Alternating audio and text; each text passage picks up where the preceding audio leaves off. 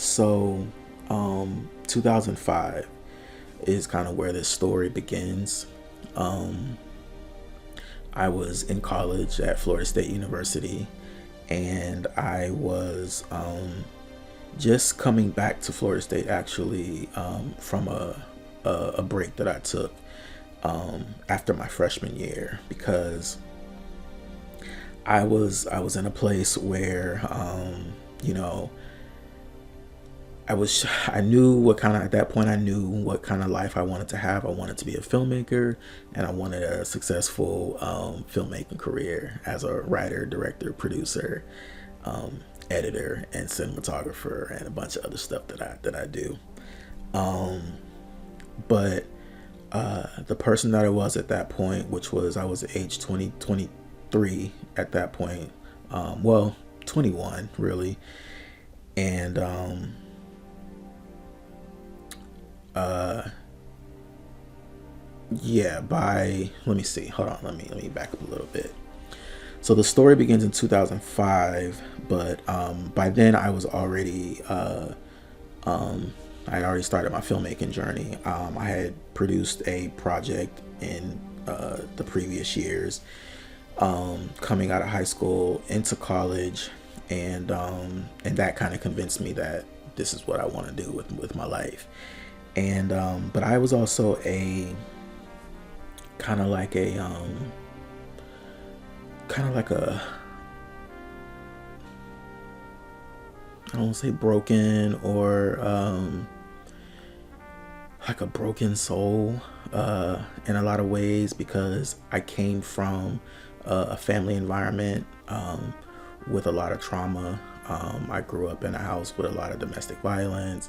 I grew up in a house with a lot of issues. So of course, as we all do, we bring that baggage into our adulthood, you know? And so I did that, but I got myself to college and I was there. I got through my freshman year, and now I was, trying to get my feet into this filmmaking thing and try to learn it.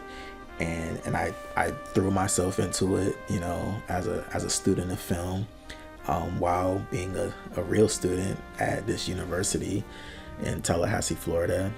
And I was trying to find my way, and I was doing my due diligence to figure out how I was going to get there, and by 2005 I was ready to embark on my second project. I did a previous project called Damaged prior to that, and which I actually have no footage of that survived. But by 2005, I wanted to do something a little different, and I wanted to do it in the city where I was going to college at. And the project was a project called My Brother's Keeper, and it was an independent Black drama series that I dreamed up. And I'll even tell you the reference for it. So I had heard Spike Lee say something in the media about how networks weren't interested in putting Black drama series on the air, that they'd never survive, right? He said something like that at that time. And I was like, well, I'm gonna be the exception. That's what I told myself. And so I embarked, I put together this concept that I had, and I wrote it, myself. And it was my first time writing a drama series, which was a lane that I came to get really good at. I've produced many dozens since then. And I decided that I was gonna utilize actors from in the Tallahassee area, across my campus at Florida State, and also across at FAMU. And there was a lot of talent to pull from, actually. And so I started, once I had my scripts ready, I started kind of myself putting out the word that I was looking for actors. And at the time I was doing a work study at the film school, because I kept trying to get into the film school at Florida State, but they would never let me in. They always only took 15 kids a year, and I was never one of them. So I felt like, well, damn, if I can't get into the film program, I've tried twice. and for my freshman and sophomore year, didn't get in. And I was like, well, I don't want me not getting to this film school to stop me from being able to be a filmmaker. I just didn't think that had to be that way. And so I started doing it independently on my own. And so while I was doing my work study at the film school, though, I saw I noticed a spunky black girl named Keisha with Afro puffs, who I was like, oh, she seems like a cool girl. And so when I was ready to do my project, My Brother's Keeper, I reached out to her to see if she would produce it with me. And luckily she said yes. So so me and her embarked on, putting the production of this project together, getting the actors together, getting into rehearsals and all that stuff, putting like a little crew together, and you know producing, right? And so and she's actually at the end of her senior year at this point. So even though she's a little bit younger than me, she was about to graduate, and me, I was on that track too, but I was taking so many classes and I wasn't even focused on graduation. I just wanted to take as many classes as I could. So anyway,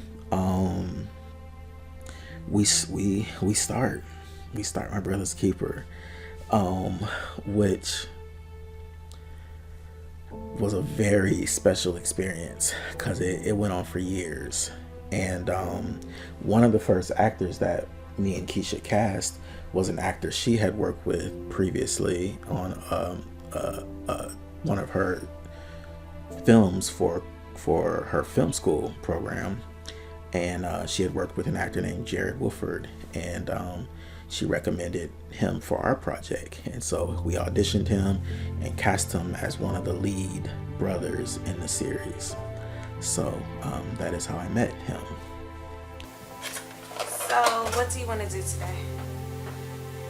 I know every year we go out to the lake before dinner, but there's this band playing tonight, and I thought that we could go dancing. What do you think? I can't. I gotta go down to the lawyer's office. Well, what about after that? Then I gotta check on the shop. You're opening the shop back already? Why not? What? Nothing.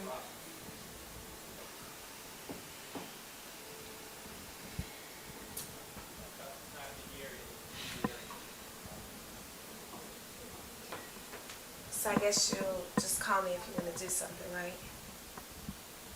I'm gonna go take a shower. Darius.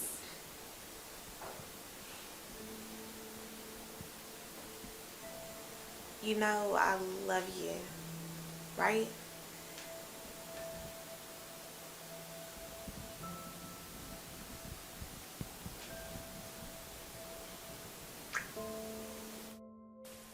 What are you doing here? I'm leaving in a few days. Great. That's all I need to know. Have a nice life.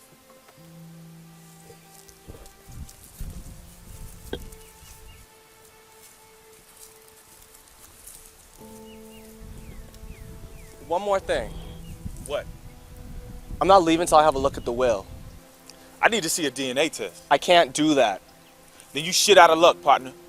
Look, whatever it is you think I'm trying to take from you, trust me, I don't want it. If you just let me inside the house so I can get what's mine, I'll be on my way. Ain't shit for you in that house. And you know this how. Cause it's my house, motherfucker. And you ain't getting in. And from that point on, we just started as a crew. Me and, at the time, my this young lady Keisha, who we kind of became fast friends and fast best friends actually. And we were producing and directing, co-directing, co-producing this drama series project, which was kind of a groundbreaking idea at the time, right? Still not knowing enough about the business and not knowing how we were going to make this thing into a success. Again, the year is 2005. So this is before the new media revolution. This is at the very early stage of social media. I think at the time Facebook was still limited to just college students. So yeah, off we went, and I still remember those early days of filming. We would film in Tallahassee, and we also would film in Quincy, Florida, which was the next town over from Tallahassee, Florida. And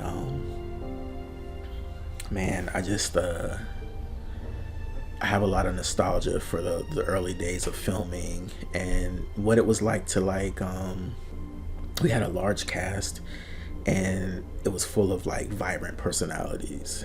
And what was interesting about working with our peers is that this was all happening at a period of time where everybody's trying to find themselves. Everybody's trying to find and define themselves, including myself. And as I said before, I came from certain trauma, and I had certain things that were just going on just under my surface that I wasn't even aware of. So when I look back at myself at that time, I a few of the ways that I would describe myself is I was a little naive in a lot of ways. There were certain experiences that I hadn't had, like life experiences, and then I also was vulnerable in the way of I didn't grow up with in a family that was close. I have siblings. I wasn't close to them. I had parents. I wasn't close to them. I wasn't a child that got like affection. I wasn't a child that got affirmed, like none of that stuff. And then I had my own like issues going on in relations to like sexuality, confidence, kind of like self-image, and so those were my set of issues. But everybody is battling with theirs, whether they're doing it consciously or unconsciously at that time in a college environment, or again, everybody's trying to find themselves. So just imagine managing a group like that, but then you're also managing the fictional characters that all these people are playing, both on screen and off screen. And eventually I realized very quickly how overwhelming that was, like what I was embarking on. And I wasn't prepared for what that was going to do to my my emotional, mental, psychological stability. But I wasn't thinking about any of that either. I was just thinking about, I have this goal, and it seems like I've built like a little community to try to like achieve that and get this project somewhere. And that was my focus,